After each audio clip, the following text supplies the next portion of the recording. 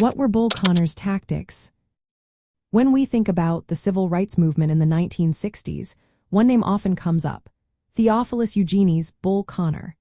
His tactics during this time were not only aggressive but also left a lasting mark on American history. Connor served as Birmingham's Commissioner of Public Safety, and he became a symbol of the resistance against the push for racial equality. His methods were direct and often brutal, aimed at suppressing peaceful protests. One of Connor's most notorious tactics was the use of fire hoses and police dogs against demonstrators. This included children and teenagers during the Birmingham campaign. These shocking images were broadcast across the nation, revealing the harsh realities of segregation in the South. Many Americans were appalled by what they saw, which brought attention to the injustices faced by Black Americans. Connor's approach was not limited to physical force. He also employed legal and bureaucratic measures to stifle activism. Under his command, police arrested thousands of protesters, including ministers and students.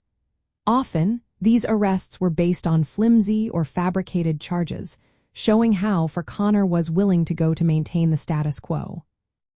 Surveillance and intimidation were also key components of his tactics.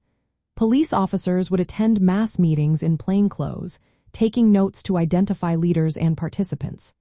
Sometimes, the fire department would interrupt these gatherings, claiming to search for fire hazards, effectively disrupting the meetings.